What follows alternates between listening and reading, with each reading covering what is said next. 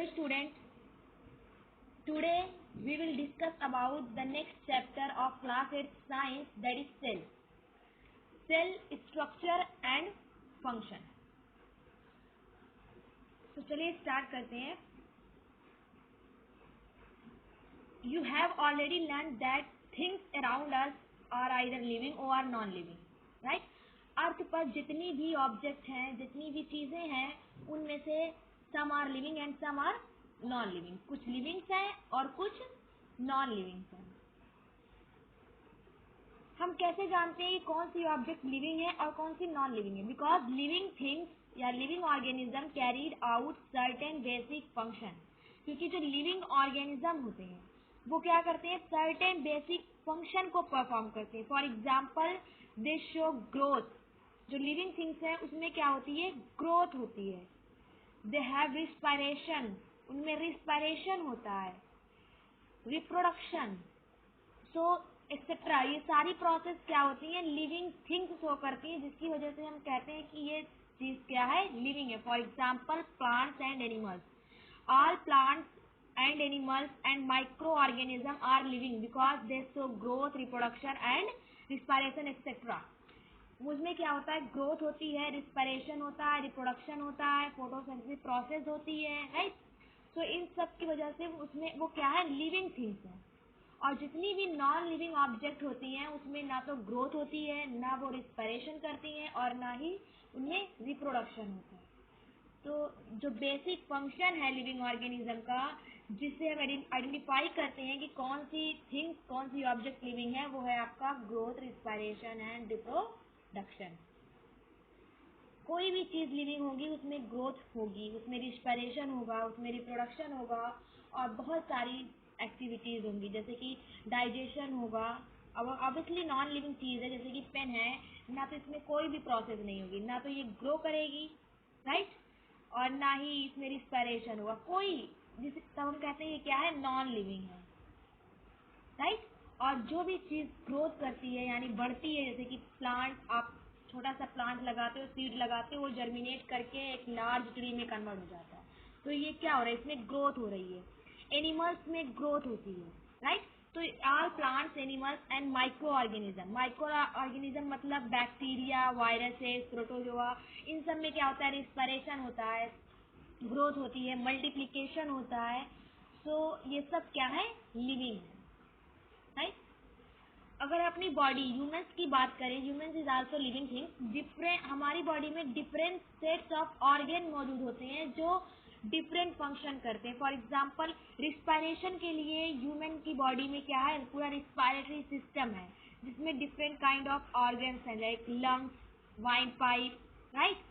Reproduction के लिए reproductive organs हैं. तो हमारी बॉडी में जितने भी फंक्शन होते हैं वो सारे के सारे जो फंक्शन हैं वो ऑर्गन्स करते हैं. हमारी जो बॉडी है वो पूरी ऑर्गन सिस्टम है, ऑर्गन से बनी हुई है, जिसमें डिफरेंट काइंड ऑफ ऑर्गन्स एक पर्टिकुलर फंक्शन को कैरी करता है. फॉर एग्जाम्पल आपका हार्ट है, वो ब्लड को पंप करता है. लंग्स है, वो रिस्पायरेशन प्रोसेस में यूज होता है, राइट? तो इस तरीके से स्टमक है, उसमें जूस का, डाइजेस्टिव जूस का सिक्रीशन होता है, जो क्या करता है? फूड का डाइजेशन करता है.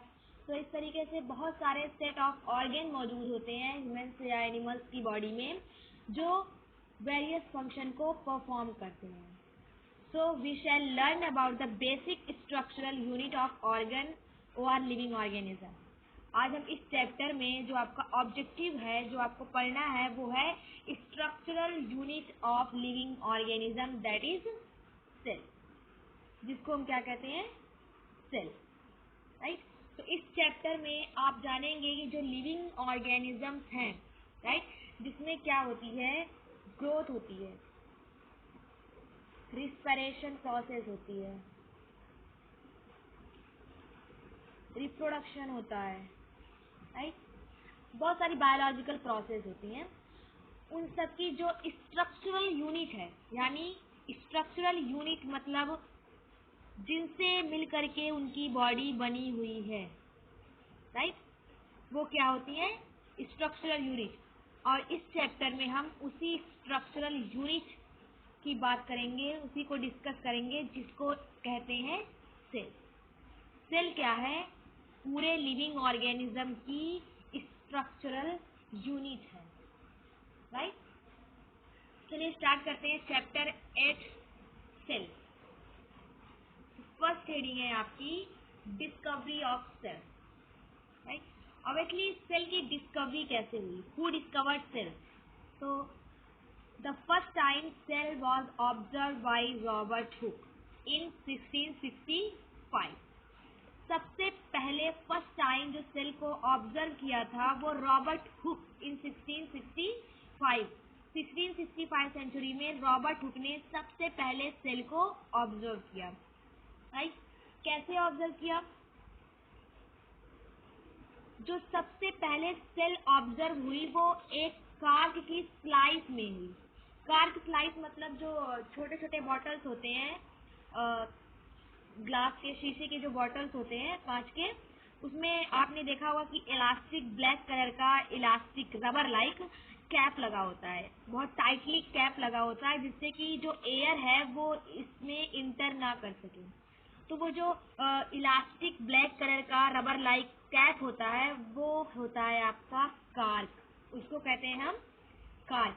तो जो रॉबर्ट साहब ने थे, उस रॉबर्ट साहब ने क्या किया, इसी कार्क की स्लाइस बनाई और इस स्लाइस को अपने सेल्फ डिजाइन किए हुए माइक्रोस्कोप में ऑब्जर्व किया। मतलब माइक्रोस्कोप क्या होता है आपको पता है कि जो माइक्रोस्कोप है वो ऑब्जेक्ट को क्या करता है? मैग्नीफाई करता है। जो भी इमेज होती है उसको बहुत लार्ज स्केल पर दिखाता है हमको। तो रॉबर्ट हुक ने अपने खुद के बनाए हुए सेल्फ डिजाइनिंग माइक्रोस्कोप से कार्क स्लाइस को ऑब्जर्व किया तो उन्हें बहुत सारे हेक्सागोनल और हनीकॉम्ब लाइक स्ट्रक्चर ऑब्जर्व हुए, लाइक दिस। इस तरीके से उन्हें स्ट्रक्चर ऑब्जर्व हुआ, लाइक हनीकॉम्ब। दिख रहा है ना, बिल्कुल हनीकॉम्ब जैसा स्ट्रक्चर। तो उन्होंने इस एक चैम्बर के लिए जो हनीकॉम्ब लाइक स्ट्रक्चर उन्होंने ऑब्जर्व किया कार्क की स्लाइस में, तो उन्होंने एक पर्टिकुलर चैम्बर के लिए, इस एक चैम्बर के लिए वर्ड यूज किया कि ये क्या है? Cell. So who discovered cell? The first time cell was discovered by Robert Hooke in 1665 in the Kark slice with the help of self-designing microscope. सबसे पहले जो सेल थी, सेल की डिस्कवरी हुई वो रॉबर्ट हुक ने की थी। किसमें? कार्क स्लाइस में। किसकी हेल्प से? सेल्फ डिजाइन किए हुए माइक्रोस्कोप की हेल्प से।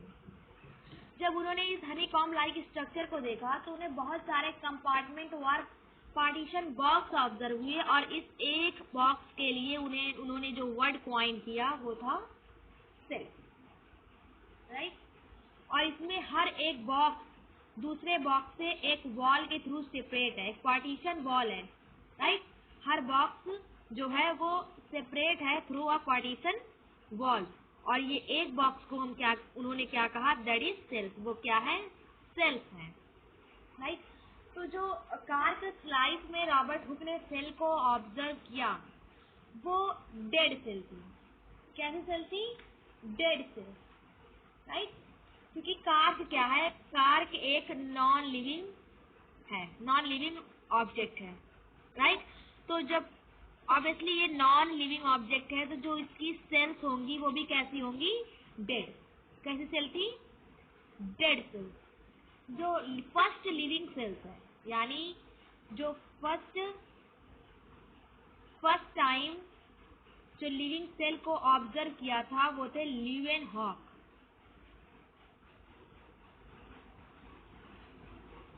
ल्यूवेनहॉक साइंटिस्ट थे जिन्होंने फर्स्ट टाइम लिविंग सेल्स को ऑब्जर्व किया। सबसे पहले जो सेल की डिस्कवरी थी, सेल को ऑब्जर्व किया था वो रॉबर्ट हुक ने किया था, राइट। लेकिन वो सेल्स कैसी थी? डेड थी, लिविंग नहीं थी। कैसी थी? डेड थी। जो लिविंग सेल्स थी, राइट, जो लिविंग सेल्स थी उसको सबसे पहले ल्यूवेनहॉक ने ऑब्जर्व किया था in the dust of teeth. Teeth के डस्ट में उन्होंने क्या किया? फर्स्ट लिविंग सेल्स को ऑब्जर्व किया, राइट। तो आपसे कोई भी पूछता है हु डिस्कवर्ड सेल तो आपका आंसर होना चाहिए रॉबर्ट हुक। कोई ये पूछता है कि who discovered first living cell तो आपका आंसर होगा एंड ल्यूवेनहॉक, राइट। तो ये थी डिस्कवरी ऑफ सेल्स। पता चल गया भाई कि जो सेल्स जो है सेल की डिस्कवरी कैसे हुई, राइट? किस तरीके से साइंटिस्ट ने क्या किया, सेल को ऑब्जर्व किया। जनरली सेल्स जो है वो माइक्रोस्कोपिक होती हैं, उनको आप नेकेड और अनएडेड आई से ऑब्जर्व नहीं कर सकते। उसे अगर ऑब्जर्व करना है तो उसको माइक्रोस्कोप में ऑब्जर्व करना पड़ेगा, बिकॉज माइक्रोस्कोप क्या करता है, चीजों को मैग्नीफाई करता है, लार्ज बनाता है, लार्ज इमेज उसकी दिखाता है, राइट? तो ये था discovery of cells, right? Next heading है आपका द सेल, राइट? तो द सेल, सेल है क्या, what is cell?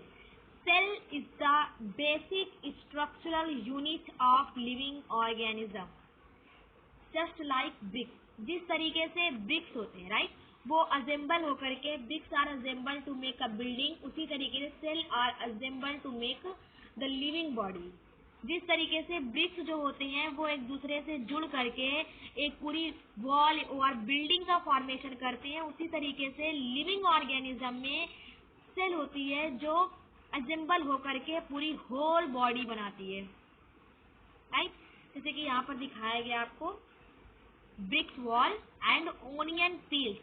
Onion peels मतलब जब हम ओनियन पील्स की स्लाइड बनाकर माइक्रोस्कोप में ऑब्जर्व करेंगे, राइट, तो वो हमें कुछ इस तरीके से ऑब्जर्व होंगी, राइट, कुछ इस तरीके से आपको ऑब्जर्व होंगी। तो दोनों में बिल्कुल जस्ट लाइक सेम स्ट्रक्चर, जिस तरीके से ब्रिक्स हैं, राइट, ब्रिक्स क्या है, एक दूसरे से जुड़ करके एक पूरी वॉल बनाते हैं और पूरी एक बिल्डिंग का फॉर्मेशन करते हैं, उसी तरीके से जो सेल्स हैं वो एक दूसरे से ज्वाइन होकर के पूरी लिविंग बॉडी का फॉर्मेशन करती है, चाहे वो प्लांट हो या एनिमल्स हो। ओनियन पील्स मतलब क्या, प्लांट की बॉडी, राइट? तो इसी तरीके से इसीलिए कहते हैं कि सेल क्या है, cell is the structural unit of living organism. Plant की, एनिमल की क्या है, स्ट्रक्चरल यूनिट है, क्योंकि are plant and animals are made up of cells, right? Cell क्या है, what is cell? Cell is the basic structural unit of life. Why cell is also called the basic structural unit of life? Because all living organism are made up of cells. जो जितने भी living organism हैं वो किससे बने होते हैं, cell से बने होते हैं, राइट? तो सेल क्या है, structural and functional unit of life. Functional भी लगा सकते हैं। स्ट्रक्चरल है क्योंकि वो पूरी लिविंग ऑर्गेनिज्म की बॉडी को बना रही है। फंक्शनल है क्योंकि जितनी भी प्रोसेस होती है लिविंग थिंग्स में, जो रिस्पायरेशन होता है, डाइजेशन होता है या फिर रिप्रोडक्शन होता है, कोई भी प्रोसेस होती है, राइट, जो भी प्रोसेस होती है वो सब इस सेल के अंदर होती है, राइट, इसी सेल में होती है। तो इसीलिए कहते हैं कि सेल क्या है, cell is the basic structural and functional unit of all living organism. और आपसे कोई भी पूछता है कि व्हाई सेल, क्यों भाई लिविंग ऑर्गेनिज्म की स्ट्रक्चरल एंड फंक्शनल यूनिट है, तो आपका आंसर होना चाहिए सिंपल सा, because all living organism are made up of cells and all biological activities takes place within a cells. एक तो लिविंग ऑर्गेनिज्म की बॉडी पूरी सेल से बनी होती है, दूसरा ये कि जितनी भी बायोलॉजिकल एक्टिविटीज हैं, बायोलॉजिकल एक्टिविटीज मतलब जीने के लिए जो भी प्रोसेस होती है, जैसे कि ग्रोथ है, रिस्पायरेशन, ये सब क्या है, बायोलॉजिकल एक्टिविटीज। तो ये takes place within a cells, ये सारी जो प्रोसेस हैं वो सेल्स में होती हैं। जो फंक्शन है लिविंग ऑर्गेनिज्म के वो सब कहाँ पर होते हैं, सेल्स में होते हैं। इसीलिए सेल्स क्या है, लिविंग ऑर्गेनिज्म की स्ट्रक्चरल एंड फंक्शनल यूनिट है, right? I hope you understand. अगर आपको सेल को, जनरली मैंने कहा कि सेल आर माइक्रोस्कोपिक, ये क्या है, माइक्रोस्कोपिक है, इतनी छोटी है कि आप इन्हें अनएडेड आई से ऑब्जर्व नहीं कर सकते। मतलब अगर आप चाहते हैं कि हम जिस तरीके से इस पेन को देख रहे हैं उसी तरीके से हम सेल को भी देख लें, तो ऐसा पॉसिबल नहीं है, क्योंकि वो बहुत very very very very small होती हैं, राइट? तो उनको देखने के लिए क्या करते हैं साइंटिस्ट, या किसी स्टूडेंट को स्टडी करनी है तो उसकी स्लाइड्स बनाकर माइक्रोस्कोप में ऑब्जर्व करना पड़ता है, राइट? तो अगर आप फिर भी आप देखना चाहते हो कि सेल्स कैसी है, तो आप हेन एग को देख सकते हो। ऑब्वियसली सबने देखा होगा हेन्स एग, राइट? तो जो हेन्स एग है, राइट, ये एक सिंगल सेल है, ऐसा नहीं है कि वो इतना बड़ा है एग, राइट, वो इस तरीके से इतना बड़ा एग है तो वो एक ग्रुप ऑफ सेल्स है, क्योंकि मैंने कहा सेल्स आर क्या है, माइक्रोस्कोपिक, बहुत छोटी होती है, उनको आप ऑब्जर्व नहीं कर सकते, लेकिन हम तो हेन एग को आसानी से देख सकते हैं, उसे उठा भी सकते हैं, उसे देख भी सकते हैं, उसे फोड़ के भी उसके अंदर भी देख सकते हैं कि क्या है, राइट। तो ये जो एग है ये ग्रुप ऑफ सेल्स नहीं है, बहुत सारी सेल्स नहीं है, ये एक सिंगल सेल है। क्या है? जो हेन्स एग है आपका,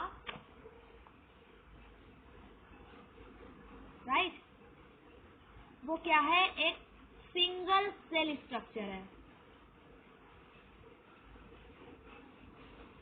सिंगल सेल है, ग्रुप ऑफ सेल्स नहीं है, राइट। तो जो ये जिस तरीके से एग होता है आपने देखा होगा कि ये इसका व्हाइट पोर्शन होता है और सेंटर में येलोइश पोर्शन होता है, राइट। तो ये क्या है, एक सिंगल सेल है। सेल की जो साइज होती है वो वेरी होती है, मतलब वेरिएबल शेप एंड साइज की जो सेल्स हैं वो मौजूद होती हैं, लेकिन अगर हम अपनी बॉडी या प्लांट की बॉडी में सेल को ऑब्जर्व करना चाहते हैं तो हमें क्या चाहिए, माइक्रोस्कोप। लेकिन फिर भी अगर आप एग को देखा है तो आप जानिए कि वो क्या है, एक सिंगल सेल स्ट्रक्चर है। हेन का एग जो होता है या फिर डक एग, कोई भी एग है तो वो एक सिंगल सेल स्ट्रक्चर है, right. Now the next topic is organism show variety in cell number, shape and size, right. जो ऑर्गेनिजम्स हैं, जो लिविंग थिंग्स हैं, उनमें जो सेल का नंबर है, सेल का शेप होता है और सेल की साइज होती है वो सेम नहीं होती है, उसमें वेरिएबिलिटी पाई जाती है, different shape, size and number of cells मौजूद होते हैं, राइट। तो साइंटिस्ट जो है, साइंटिस्ट जो लिविंग सेल की स्टडी करते हैं with the help of microscope, क्योंकि माइक्रोस्कोप क्या करता है, ऑब्जेक्ट को मैग्नीफाई करता है। अगर हमें सेल की साइंटिस्ट जो सेल की स्टडी कर रहा है वो क्या करता है, माइक्रोस्कोप का यूज करता है, ये तो पहला हो गया। दूसरा क्या, वो डाई इस्तेमाल करता है, राइट, ताकि वो सेल को क्या कर सके, कलर कर सके, जिसकी वजह से जो हर पार्ट है सेल का वो आसानी से कलरफुल तरीके से माइक्रोस्कोप में ऑब्जर्व हो सके। उसके अगर साइंटिस्ट को डिटेल स्टडी करनी है सेल्स की तो उसे वो क्या करता है, सेल को डाई करता है, कलर करता है और माइक्रोस्कोप में उसको ऑब्जर्व करता है। There are million of living organism, they are of different shape and size. जितने भी लिविंग ऑर्गेनिज्म आप देखते हो अर्थ पर, आपको पता है earth is only one planet where life are exist. Earth एक सिंगल प्लेनेट है जहाँ पर लाइफ एग्जिस्ट करती है, अदर प्लेनेट पर लाइफ नहीं है। आपको पता है क्यों? क्योंकि due to availability of water, due to availability of sufficient temperature, इन सब की वजह से अर्थ क्या है, एक सिंगल प्लेनेट है जहाँ पर लाइफ एग्जिस्ट करती है, राइट। तो बहुत सारे लिविंग ऑर्गेनिज्म अर्थ पर मौजूद हैं जो क्या है, एक दूसरे से डिफरेंट शेप एंड साइज के हैं। जैसे कि अगर हम अंट की बात करें, एलिफेंट की बात करें, ह्यूमन की बात करें, डॉग की बात करें, प्लांट की बात करें, तो ये सब क्या है, लिविंग थिंग्स हैं, लेकिन सब क्या है, डिफरेंट है। सबकी सबका जो शेप है, सबकी जो साइज है वो क्या है, डिफरेंट है। और there organ also vary in shape, size and number of cells. और जो इनके ऑर्गन्स हैं, जैसे कि एलिफेंट है और ह्यूमन है, एलिफेंट एंड ह्यूमन के अगर हम ये दोनों का स्ट्रक्चर कैसा है, शेप एंड साइज दोनों की क्या है, डिफरेंट है, राइट। जितने भी लिविंग ऑर्गेनिज्म है सब में क्या होती है, स्ट्रक्चर, शेप एंड साइज क्या होता है, डिफरेंट होता है। तो जो इनके अंदर ऑर्गन मौजूद है, राइट, उनमें भी जो नंबर ऑफ सेल्स है, शेप ऑफ सेल्स है एंड साइज ऑफ सेल्स है वो भी क्या होते हैं, डिफरेंट होते हैं। फॉर एग्जाम्पल अगर जितना बड़ा एलिफेंट का हार्ट है उतना बड़ा ह्यूमन का हार्ट नहीं होगा। आपने देखा होगा जितना बड़ा हार्ट एलिफेंट या जो जानवर ज़बा होते हैं घर पर, उनका हार्ट और अपने हार्ट से कंपेयर कीजिए, दोनों में क्या है, डिफरेंट होते हैं, राइट। उनकी साइज का डिफरेंट होता है, शेप का डिफरेंट होता है। तो जितने भी ऑर्गन होते हैं डिफरेंट लिविंग ऑर्गेनिज्म में, उनमें जो नंबर ऑफ सेल्स है, जो साइज की सेल्स होती है या साइज होता है या शेप ऑफ सेल्स हैं वो क्या होते हैं, डिफरेंट होते हैं। तो हम आज उसी वेरिएबिलिटी की स्टडी करेंगे। तो फर्स्ट हेडिंग है आपकी इसमें से नंबर ऑफ सेल्स, क्या है, नंबर ऑफ सेल्स। अगर हम आपसे कहें कि guess the number of cells in a tall tree और एक ह्यूज एनिमल, राइट? क्या आप एक टाल ट्री में या एक एलिफेंट में नंबर ऑफ सेल्स को काउंट कर सकते हो? ऑफ कोर्स नॉट, आप नहीं कर सकते। क्यों? क्योंकि हम सेल को देख थोड़ी ना पा रहे हैं कितनी है, राइट? ये तो वही हो गया आसमान में कितने स्टार्स हैं, राइट? स्काई में जितने स्टार्स हैं इस तरीके से आप काउंट नहीं कर सकते। उसी तरीके से अगर हम एलिफेंट या लार्ज ट्री में या फिर कोई भी एनिमल्स में कहें कि आप नंबर ऑफ सेल को काउंट करो तो आप काउंट नहीं कर पाओगे, क्योंकि जो बिलियन एंड ट्रिलियन सेल्स मौजूद होती हैं इनमें, जिसमें नंबर ऑफ सेल्स हैं वो बिलियन एंड ट्रिलियंस हैं। Generally human body has trillion of cells which very shape and size. In the case of human की अगर हम बात करें तो जो ह्यूमन की बॉडी है इसमें ट्रिलियन सेल्स मौजूद है, और हर सेल्स की शेप साइज क्या है, डिफरेंस है। ऐसा नहीं जो ट्रिलियन सेल्स मौजूद हैं ह्यूमंस की बॉडी में वो सब एक जैसी हैं, नहीं। जो ट्रिलियन सेल्स मौजूद होती है किसी भी एनिमल्स में, उनकी शेप एंड साइज में क्या होता है, डिफरेंस होता है। ट्रिलियन, बिलियन, जनरली जो 1 बिलियन, राइट, 1 बिलियन किसके इक्वल होता है, 1000 मिलियन के, 1000 मिलियन। और 1 trillion is equal to 1000 billion, 1000 billion. तो जो ह्यूमन की बॉडी है वो उसमें क्या है, ट्रिलियन सेल्स मौजूद है और जिनका शेप और साइज क्या है, डिफरेंट है, राइट?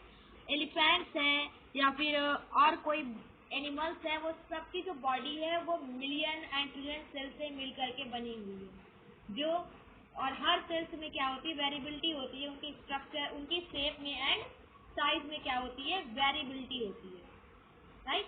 उनकी शेप एंड साइज क्या होते हैं, डिफरेंट होते हैं। तो जो नंबर ऑफ सेल्स है, generally some animals are made up of single cell and some animals are made up of more than 1 cell. कुछ एनिमल्स ऐसे हैं जिनकी बॉडी एक सिंगल सेल से बनी हुई है और कुछ एनिमल्स ऐसे हैं जिनकी बॉडी क्या है, मोर देन 1 सेल से बनी हुई है, राइट? तो नंबर ऑफ सेल्स जो है इनके बेस पर ऑर्गेनिज्म को, जितने भी लिविंग ऑर्गेनिज्म हैं, राइट, उनको क्लासिफाई कर दिया गया 2 category. On the basis of number of cells, the whole living organism are classified under 2 categories. First is unicellular and other is multicellular.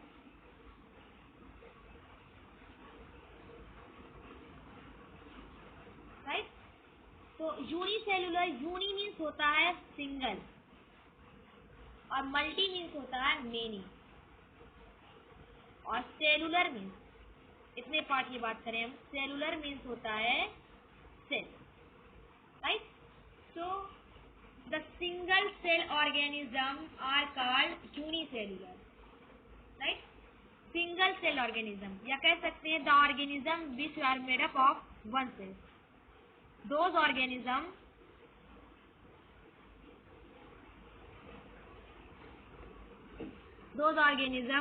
in which, या फिर सिंपल के single cell organism are called unicellular organism, right? कैसे organism, single cell, those organism in which the body contain only 1 cell, for example amoeba, paramecium, right? Amoeba है, paramecium है, ये दोनों क्या है, सिंगल सेल ऑर्गेनिज्म है। इनकी पूरी की पूरी बॉडी क्या है, एक सिंगल सेल से बनी हुई है, राइट? मल्टी सेलुलर ऑर्गेनिज्म की अगर बात करें तो मल्टी मीन्स होता है मेनी और सेलुलर मीन्स होता है सेल। तो द ऑर्गेनिज्म या those organism which are made up of more than 1 cell. कैसे organism, those organism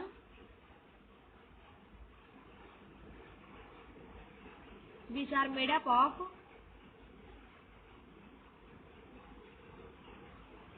more than 1 cell. ऐसे ऑर्गेनिज्म जिनकी बॉडी का formation more than one cell से हुआ है उसे हम कहते हैं multi cellular organism. For example plants, animals, etcetera.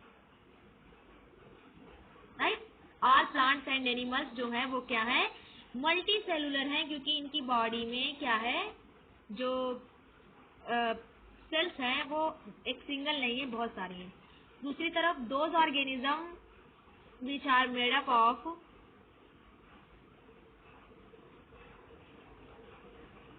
Single cell और ओनली वन सेल, जैसे कि आपका अमीबा एंड पैरामीशियम है, इनकी बॉडी क्या है, एक सिंगल सेल से। आपने देखा होगा इस तरीके से आप बनाते हो अमीबा, एक सिंगल सेल, राइट। तो ये सब क्या है, यूनिसेलुलर है। और इधर की तरफ यानी प्लांट्स और एनिमल्स, ह्यूमंस अपनी बात करें तो हम सब क्या है, मल्टी सेलुलर है। तो जो नंबर ऑफ सेल्स है लिविंग ऑर्गेनिज्म में वो वेरिएबल है, यानी कुछ लिविंग ऑर्गेनिज्म एक सिंगल सेल से बने हुए हैं और कुछ में इतनी सारी सेल्स हैं जिनको हम काउंट भी नहीं कर सकते, मिलियन एंड ट्रिलियन सेल्स हैं, राइट। तो जो मल्टी सेलुलर ऑर्गेनिज्म में बहुत सारी सेल्स जो हैं उनमें भी उनके जो सेल्स का शेप होता है और जो साइज होती है वो डिफरेंस होती है। ऐसा नहीं है कि अगर किसी एनिमल्स में 1000 नंबर ऑफ सेल्स है तो उनका जो शेप एंड साइज है वो सेम होगा, ऐसा नहीं है। उनके शेप एंड साइज में क्या होते हैं, डिफरेंसेस होते हैं, राइट। तो क्वेश्चन ये आता है कि मतलब जो सिंगल सेल ऑर्गेनिज्म है, राइट, और जो मल्टी सेलुलर ऑर्गेनिज्म है, मल्टी सेलुलर ऑर्गेनिज्म में तो भाई बहुत सारे ऑर्गन्स होते हैं जो क्या करते हैं, रिस्पायरेशन करते हैं और डाइजेशन होता है और बहुत सारी बायोलॉजिकल एक्टिविटीज होती है। तो जो यूनिसेलुलर ऑर्गेनिज्म है जो एक सिर्फ एक सिंगल सेल से बने हुए हैं, उनमें वो कैसे, मतलब उनमें सारे जो फंक्शन है जीने के लिए, लाइफ के लिए जो जरूरी फंक्शन है वो कैसे होते हैं। तो a single cell organism perform all the necessary function that multicellular organism perform। तो जो एक सिंगल सेल ऑर्गेनिज्म है वो सारे फंक्शन करता है जिस तरीके से मल्टी सेलुलर ऑर्गेनिज्म करते हैं। जैसे कि ह्यूमन, राइट, ह्यूमन क्या है, मल्टी सेलुलर है, ये क्या करता है, रिस्पायरेशन करता है। तो ऐसा नहीं कि अमीबा में रिस्पायरेशन नहीं होता, अमीबा में भी रिस्पायरेशन होता है। हमें क्या होता है, एक्सक्रीशन होता है, अमीबा में भी एक्सक्रीशन होता है, राइट। हम में क्या होती है, रिप्रोडक्शन होता है, अमीबा भी रिप्रोड्यूस होता है, राइट। ह्यूमंस, प्लांट्स, एनिमल्स में क्या होती है, ग्रोथ होती है, अमीबा में भी ग्रोथ होती है। मतलब जो फंक्शन एक मल्टी सेलुलर बॉडी करती है, मल्टी सेलुलर ऑर्गेनिज्म करता है, वही फंक्शन सिंगल सेल और यूनिसेलुलर ऑर्गेनिज्म भी करता है। जैसे कि हम क्या करते हैं, लंग से क्या लेते हैं, रिस्पायरेशन करते हैं, लंग से सांस लेते हैं। अमीबा क्या करता है, इसी मेम्ब्रेन, ये जो मेम्ब्रेन दिख रही है ना आपकी, इसी मेम्ब्रेन से रिस्पायरेशन करता है। हमारे लिए क्या है, पूरा एक्सक्रीटरी सिस्टम है ताकि हम अपनी बॉडी से एक्सक्रीटरी वेस्ट प्रोडक्ट को रिलीज कर सके। अमीबा क्या करता है, इसी जनरल बॉडी सरफेस के थ्रू क्या करता है, एक्सक्रीटरी वेस्ट प्रोडक्ट को बॉडी से रिलीज करता है, राइट। हम में क्या पूरा रिप्रोडक्टिव सिस्टम है जिसके थ्रू हम क्या करते हैं, रिप्रोडक्शन प्रोसेस करते हैं। अमीबा में क्या होता है, अमीबा की होल बॉडी 2 पार्ट में डिवाइड हो जाती है और 2 डॉटर अमीबा बन जाते हैं, राइट। तो जो फंक्शन है लिविंग थिंग्स का वो एक सिंगल सेल ऑर्गेनिज्म भी करता है और एक मल्टी सेलुलर ऑर्गेनिज्म भी करते हैं, राइट। तो ये था uni and multi cellular organism. बहुत इंपॉर्टेंट है ये दोनों चीजें, ये आपको आगे तक 9th में भी 10th में भी हर जगह आपको काम देगी ये चीज। यूनिसेलुलर मतलब, यूनी मतलब सिंगल, मल्टी मतलब many, right. Those organism which are made up of single cells are called unicellular organism and those organism which are made up of more than one cells are called multicellular organism. For example amoeba, paramecium और बहुत सारे, जैसे कि आपका Euglena है, right, क्लेरोफोरा है, Chlamydomonas है, right. ये सब क्या है, यूनिसेलुलर है। तो आप एक्सेट्रा लगा दीजिए, राइट। और मल्टी सेलुलर में प्लांट्स आता है, एनिमल्स आता है, इंक्लूडिंग ह्यूमन, हम भी हैं मल्टी सेलुलर ऑर्गेनिज्म, राइट। तो ये था आपका ओनली, हमने अभी डिस्कस किया सिर्फ number of cells. Next video में डिस्कस करेंगे shape and size of sales.